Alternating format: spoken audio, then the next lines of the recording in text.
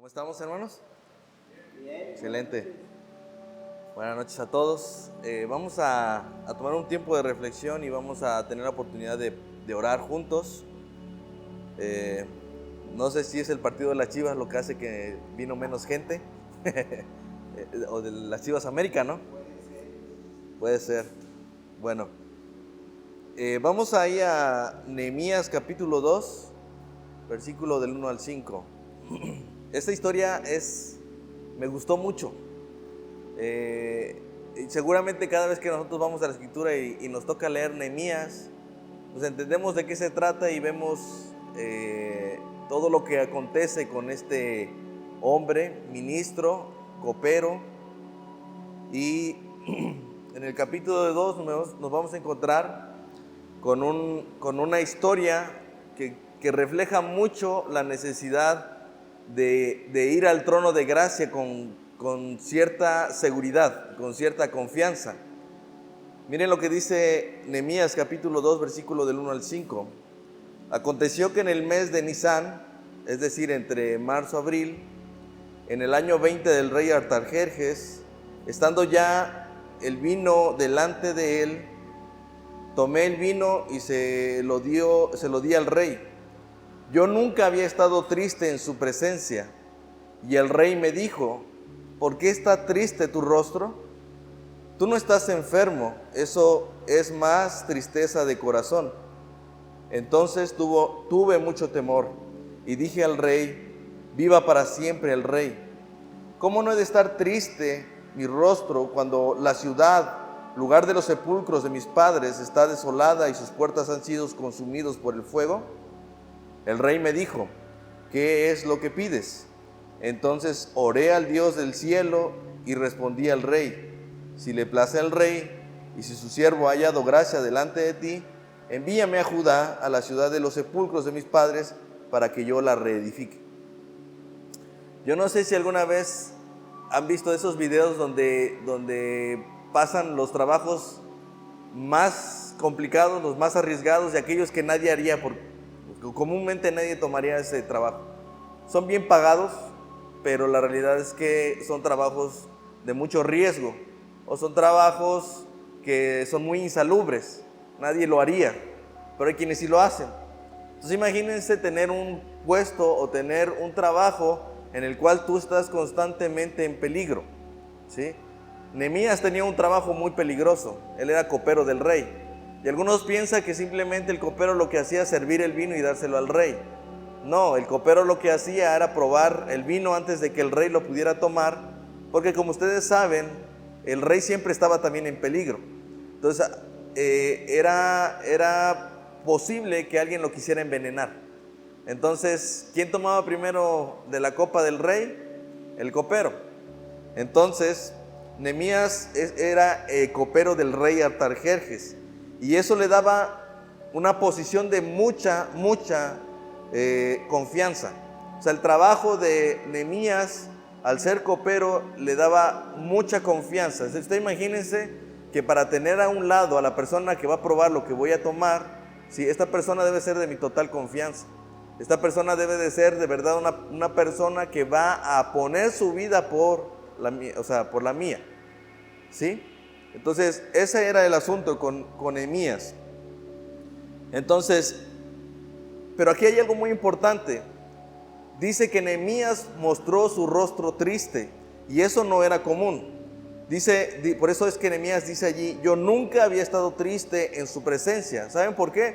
Porque no era correcto y no es lo que se debía hacer. Es más, probablemente si alguien de la corte, de los servidores del rey, venían con una cara triste, podían ser decapitados, o podían ser desterrados, o podían ser varias opciones, ¿no? Entonces, evidentemente, cuando dice allí que él mostró la tristeza en su rostro, él dice que tuvo mucho temor porque no era lo correcto. Ahora, ¿qué es lo que significa? Porque generalmente los reyes podían notar que algo estaba mal en el semblante de sus siervos. Entonces, si el copero estaba triste, algo iba a hacer. O en una de esas lo estaban amenazando para que la copa estuviera envenenada o algo así. Entonces, por eso es que Nehemías dice que tuvo mucho temor porque no era sencillo presentarse delante del rey al cual servía, del cual ya había tenido mucha confianza, y ahora le iba a tener que mostrar algo que había en su corazón. Pero la realidad es que tuvo la oportunidad de pedirle algo al rey. Y vamos a ver ciertos detalles de esta conversación que nos hacen ver la importancia de una vida de oración. O sea, Nehemías no tuvo buena suerte, no es alguien que estuvo allí de repente y le tocó estar frente al rey. No, él era el servidor del rey, copero del rey, hombre de mucha confianza del rey. Pero dice ahí la escritura, dice el rey le pregunta, ¿por qué está triste tu rostro? Y él nota que esa tristeza del rostro no es una tristeza de que probablemente iba a estar en peligro el rey, sino una tristeza que venía del corazón. Entonces el rey reconoce. Miren, esta escena es parecida a una escena que tuvo el rey con Esther. En un momento donde Esther no debía presentarse delante del rey, ¿sí? Se presentó, y ella sabía que si se presentaba delante del rey podía morir ese día, aunque fuera la reina. ¿Ustedes se acuerdan qué le pasó a la reina Basti? Por no haber querido presentarse delante del rey cuando ya estaban subidos de copas. Pero ella sabía que presentarse delante del rey sin avisar no era correcto. Entonces, ¿qué es lo que pasa aquí? Que Nehemías iba a mostrar lo que hay en su corazón. Y en ese momento lo que él va a hacer es presentar una necesidad que había surgido desde hace mucho tiempo, ¿sí? Entonces, quiero que noten esto, hermanos. ¿Qué pasaría, o imagina, si tú pudieras estar delante de una persona muy importante, con mucho poder y mucha autoridad, y él te dijera, ¿qué quieres? ¿Qué pides? Seguramente tú aprovecharías la oportunidad, ¿no? ¿Cuántos de ustedes no dirían, bueno, pues ya tengo esta oportunidad, yo no la voy a desaprovechar?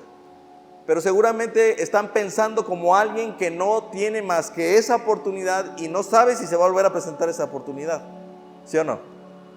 Pero ¿qué pasaría? Imagínate esto, que si tú pudieras estar delante de esa persona importante todos los días, ¿sí? Estás delante de una persona muy importante, de autoridad y de poder, que si tú le pidieras algo, él lo va a hacer, tiene poder para hacerlo. ¿Qué diferencia haría en tu petición? Siendo una persona que tuvo una oportunidad delante de ese hombre importante, a una persona que está constantemente delante de esa persona importante. Yo creo que cambiaría mucho mi forma de pedir. Miren, quiero que noten que Nehemías no estaba pidiendo para sí mismo. Y aun cuando iba a pedir algo, él sabía que el rey tenía el poder para que Jerusalén fuera reedificada sin que él moviera un solo dedo, ¿sí? Entonces, noten lo que dice ahora. Viva para siempre el rey. ¿Cómo no he de estar triste cuando la ciudad, el lugar de los sepulcros de mi padre, está desolada? Sus puertas han sido consumidas por el fuego. Entonces él me dijo, ¿qué es lo que pides? Y aquí está algo muy importante. Dice, entonces oré al Dios del cielo. Ustedes imagínense estar delante de esa persona importante, ¿eh? Y le dice, ¿qué pides? Y dice, nada más, dame chance un tantito, ¿no? Me voy a poner a orar. ¿Te imaginas? ¿Te imaginas hacer eso? Miren, me impresiona esto, ¿eh? A mí me impresiona mucho lo que Nehemías acaba de hacer, ¿sí? Porque pareciera que uno diría, que no manches, Nehemías agarró y se puso a orar, hizo una oración express, ¿sí? Pero la realidad es que esa oración express o esa oración espontánea que él hizo refleja mucho la necesidad de siempre depender de Dios, aun cuando parece que ya todo está solucionado. Yo no sé si se les ha presentado un momento donde dices, no, las puertas se me abrieron, ya me dicen qué quieres que haga, qué quieres que yo haga por ti, y en ese momento tú sabes lo que vas a pedir. Miren lo que a mí me sorprende de esto. ¿Acaso Nehemías no sabía qué es lo que estaba pidiendo? ¿No sabía qué pedir? ¿Por qué regresó delante de Dios para otra vez orar de manera espontánea? ¿No sabía lo que iba a pedir? Sí, él sabía que quería que Jerusalén fuera reedificada. Pero cuando él regresa en oración de manera espontánea es porque él sabe que esta oportunidad no es cualquier oportunidad. Y que él, aun cuando puede pedir de algo muy específico que ha estado en su corazón por mucho tiempo, también tenía que saber de parte de Dios cómo pedir eso, ¿sí? Esa oración espontánea simplemente refleja la vida de oración de Nehemías, porque si ustedes se dan cuenta, en el capítulo anterior, todo lo que está haciendo es orar a Dios. Y ya desde ese momento, Nehemías está pidiendo por la reedificación de Jerusalén. Entonces, cuando él ve al rey preguntándole por qué está así, ¿acaso no era una respuesta de Dios diciendo, ya te voy a responder, ya te voy a dar positivamente a lo que me has pedido? Pero Nehemías decide espontáneamente orar otra vez. ¿Alguien de ustedes ora un instante antes de decir, sí, vamos a hacer esto? ¿Alguien de ustedes tiene la costumbre, aun cuando las puertas ya se abrieron, de ir delante de Dios y decir, Señor, aún yo puedo decir en este momento, no voy, aún yo puedo negar el negocio o puedo evitar el trabajo que me están dando, todavía estoy un instante, Señor, y parece que me estás respondiendo. En ese momento tú te detienes y dices, Señor, enséñame aún a decir que sí, o enséñame aún a hacer o concluir o cerrar este negocio. Nehemías lo que está haciendo ahí es enseñarnos la importancia de depender del Señor en todo momento, aún en la forma en la que yo voy a pedir las cosas. Creo que una de las cosas que hace que Nehemías pida, fíjense por lo que está pidiendo, no está pidiendo por sí mismo, ni por su familia. Yo creo que tiene mucho que ver el estilo de vida de Nehemías. Yo creo que el tipo de oración de Nehemías era ferviente porque él sabía que al otro día podría no vivir. Acuérdense, él tiene un trabajo muy arriesgado, él puede morir en cualquier día. ¿Se imaginan vivir, como se dice generalmente, con el Jesús en la boca? Todos los días Nehemías no sabía si iba a vivir al otro día, si ese día le tocaba beber la copa envenenada, no sabía. ¿Te imaginas tener ese trabajo? Eso producía una vida de oración, ¿sí? Pero además, imagínate, yo puedo morir el día de mañana por beber una copa envenenada. Y si el rey me pudiera decir, ¿qué pides? ¿Qué le puedo pedir al rey? ¿Para mis bienes personales? ¿De qué me serviría? El día de mañana podría morir. Para mi familia, él dice, no, para algo más importante, para la reedificación de Jerusalén. ¿Sí? Pero entonces cuando él se detiene, lo que nosotros vemos es un Nehemías que reconoce a Dios en todo momento. Solo, miren, si queremos alcanzar a Dios con nuestras oraciones de emergencia, necesitamos tomar el tiempo para cultivar una fuerte relación con Dios por medio de momentos de oración intensa. Nehemías había tenido una oración muy intensa.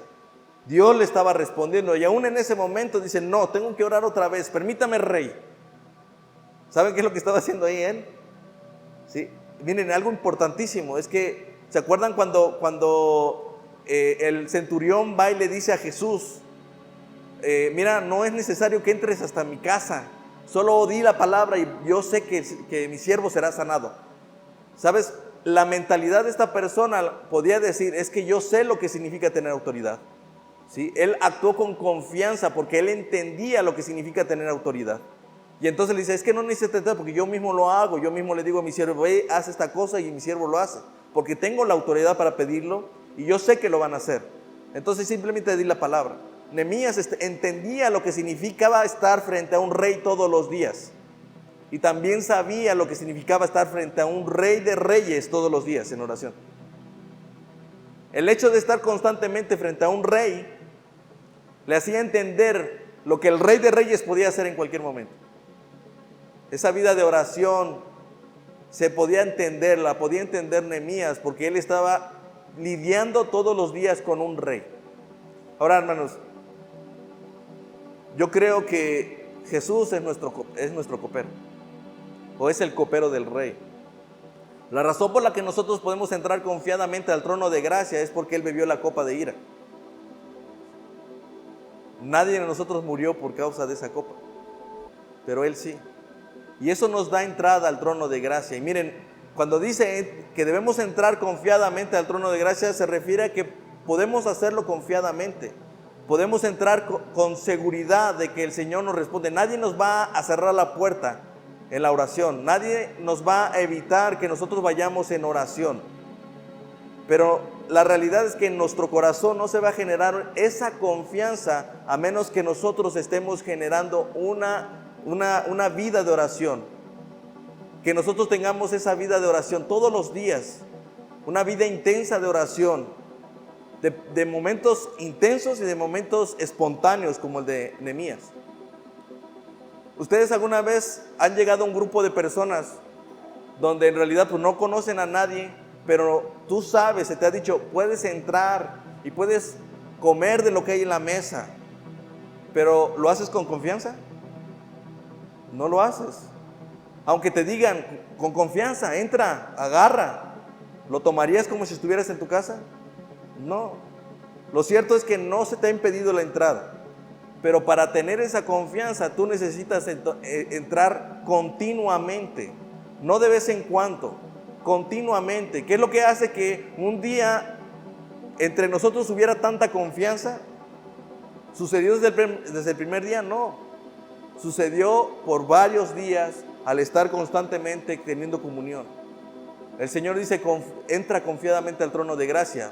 Pero la realidad es que si nosotros no entramos continuamente, esa confianza no existe. Entramos delante del rey para pedirle como lo hizo Nehemías.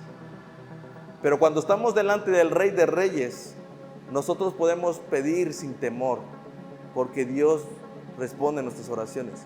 Porque Dios no nos va a castigar por venir con un corazón triste delante de Él. Nehemías estaba arriesgando su vida al exponer lo que había en su corazón.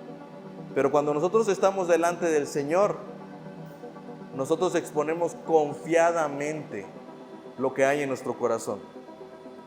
Simplemente para concluir, el rey le dice a Nehemías, ¿qué pides? Nehemías sabía qué pedir, él quería la reconstrucción, la reedificación de Jerusalén. Pero entonces, ¿por qué volvió a orar? ¿Por qué volvió a pedir antes de decirle al rey, antes de mostrarle su petición? Porque él necesitaba saber cómo debía pedir lo que él quería pedir. ¿Sí? Entonces dice, y respondí al rey, si le place al rey, y si tu siervo ha hallado gracia delante de ti, envíame a Judá, a la ciudad de los sepulcros de mi padre, para que yo la reedifique. Generalmente cuando vamos en oración, ¿qué pedimos? Señor, cambia a mi esposa. Señor, mira, que mis hijos sean más obedientes. Haz que mi familia no se queje tanto. Dame un mejor trabajo. Salva a mi familia. Compón las cosas que están mal. Pero ¿saben lo que estaba diciendo Nehemías? Él se estaba haciendo parte de su necesidad. Él no se estaba haciendo a un lado de su necesidad. Él decía, la Jerusalén necesitaba ser reedificada. Y entonces cuando dice, espérame tantito, rey, voy a orar al Rey de Reyes, él termina su oración y inmediatamente le dice a él, ¿qué le dice? Envíame a Judá. ¿Sabe qué es lo que hace más falta, hermanos? Que nuestras oraciones digamos al Padre, al Rey de Reyes, envíame a mí. Envíame a mí a hacer las cosas. Deja que yo lo haga, Señor. Queremos que alguien más venga a hablarle a mi familia del Señor, del Evangelio. Queremos que alguien más venga a tomar parte de esa responsabilidad que yo sí tengo. Oremos al Señor. Señor, yo quiero que mi familia sea salva. Envíame a mí. Haz que yo pueda reconstruir a mi familia. Haz que yo pueda iniciar un culto alrededor de la Escritura en mi casa. Haz que yo sea un buen ejemplo para mis hijos y ellos puedan aprender de mí a ser entendidos, para ser amables, para ser educados. Hazme a mí un hombre que pueda mirar a mi esposa, un ejemplo de cómo debe ser el trato. Pero que generalmente, ¿qué pedimos? Señor, ahí te encargo, ¿no? Por mi esposa, por mi esposo, mira que no entiende, no agarra la onda, ¿no? Pero Nehemías nos está enseñando que en esas oraciones necesitamos incluirnos a nosotros. No esperar que el Señor haga las cosas, porque Él es rey, Rey de reyes, soberano, puede hacer lo que sea. Dice que aun si sus discípulos callaran, dice, las piedras hablarían, porque Él es rey y eso lo haría Él. Pero alguien que es entendido y sabe lo que significa estar delante del Rey de Reyes todos los días, entra confiadamente y sabe pedir: Señor, ayúdame a mi familia, pero envíame a mí. Haz que yo les hable a ellos. Yo no lo sé hacer, pero envíame a mí. Yo no sé cómo empezar un culto con mi familia, pero enséñame, envíame a mí a hacerlo, que tome yo la iniciativa. Padre, yo no sé perdonar, pero envíame a mis familiares a pedir perdón. Yo no sé cómo lidiar con los problemas dentro de la familia. Envíame a mí a restaurar a mi familia. No estoy diciendo que esté mal decir: Señor, restaura a mi familia, pero inclúyete también. Y di: Señor, envíame a mí. Amén. Dice Matthew Henry, nada más para concluir: nuestras oraciones deben ser secundadas con esfuerzos serios, de otro modo no nos burlamos de Dios, ¿no? Cuando nosotros oramos simplemente y no actuamos y no hacemos algo al respecto, en realidad lo que creemos es que Dios no es el Rey de Reyes. Él es un genio de la lámpara que me puede cumplir mis deseos. Pero Nehemías nos enseña la importancia de estar delante de un rey al cual podemos entrar confiadamente y al cual podemos tener una comunión con seguridad para poder pedir cualquier cosa. Pero ojo, es tiempo de pedir e incluyéndonos a nosotros. Amén. Bueno, vamos a concluir orando. Creo que la idea de esta vez de poder orar es que nos incluyamos nosotros. Así que piensa mucho en lo que vas a orar. Yo quiero que 2, 3 personas más puedan orar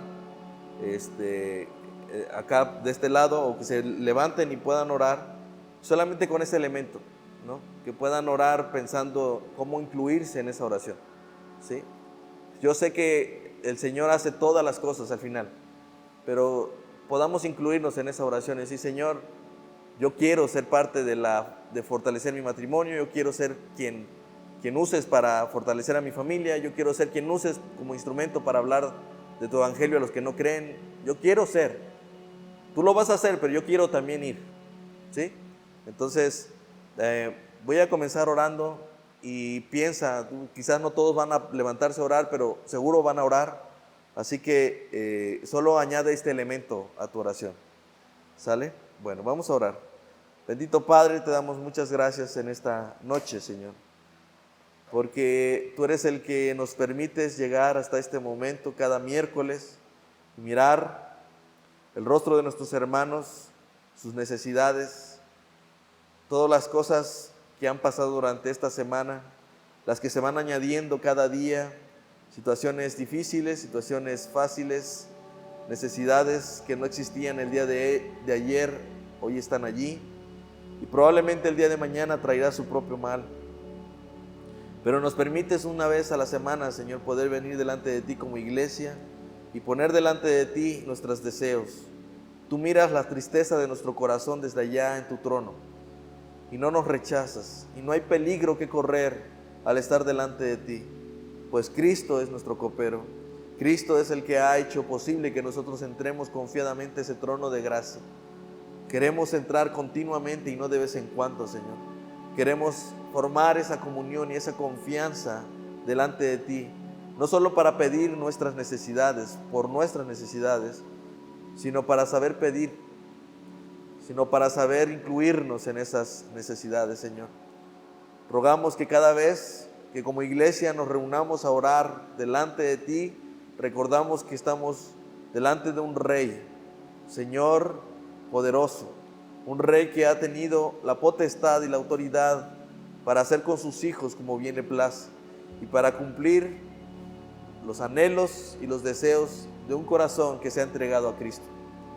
Te pedimos, Señor, en esta noche que estos tiempos de oración aumenten, que estos tiempos de meditación en tu palabra, Señor, tú sigas añadiendo a más hermanos de nuestra iglesia. Y si tú quieres usar incluso estos tiempos para traer a personas nuevas, Señor, así lo hagas. Envíanos a nosotros a las calles. Envíanos a nosotros, Señor, a tomar parte de ese esfuerzo. No solamente al venir cada miércoles, Señor, sino animar a los demás hermanos a venir cada miércoles. a orar en sus casas, a orar en familia, pero también orar como iglesia, Señor. Hay tantas cosas de las cuales necesitamos y que queremos, Señor, que esta iglesia sea edificada, Señor, por ti. Pero envíanos a nosotros, envíanos a ser parte de este trabajo de reedificación. Envíanos a ser parte, Señor, de ese trabajo de comunión. Envíanos a ser parte, Señor, de una construcción, de una iglesia que te ama, que te adora y que busca celosamente refugiarse en tu palabra. Te ruego, Señor, que en cada necesidad de mis hermanos que ahora quizás están exponiendo, Señor, tú las puedas atender, Padre. Pero añade también en ellos el deseo, ese elemento importante de su oración, que ellos mismos se hagan parte de esa oración, Señor, de la respuesta a esa oración. Padre, si no hemos sabido actuar correctamente, enséñanos, pero no nos dejes sentados aquí y no nos dejes únicamente en ir en oración, sino que nos hagas pronto para hacer aquellas cosas que sabemos que son buenas. Gracias te damos, Señor Jesucristo, porque tú lo haces posible. Y de otra forma no podríamos estar aquí reunidos intentando estar delante de ti, Señor. Gracias por ese sacrificio y gracias por ponernos en esta iglesia, Señor, la cual estuvo en tu corazón desde antes de la fundación del mundo. Bendice, Señor, a Ricardo, que ahora está en otra parte, Señor, de este mundo, en esa ciudad en la que has llamado y le has convocado para trabajar junto con otros pastores y otras iglesias, Señor. Que él pueda regresar con fruto, Señor, un fruto que pueda traer a esta iglesia, Señor, para su beneficio. Bendice, Señor, los trabajos de esta iglesia. Bendice a los pastores. Bendice a cada uno de los que lleva cada área de esta iglesia, Señor. Las necesidades que hay en cada área de esta iglesia, Señor, cúbrelas, Padre. Y ayúdanos a ser parte de la edificación de cada ministerio, Señor. Bendice a las familias, Señor. Bendice a cada hermano, Señor, hombre y varón, Señor, de estas familias, Señor, para que tomen su lugar y para que sean enviados por ti, Señor, a cumplir con esta obra de edificación, una casa, una familia que se edifique sobre la roca. Bendecimos, Señor, tu santo nombre y agradecemos la oportunidad que nos das de entrar confiadamente, con seguridad, en este trono de gracia. En el nombre de Jesús.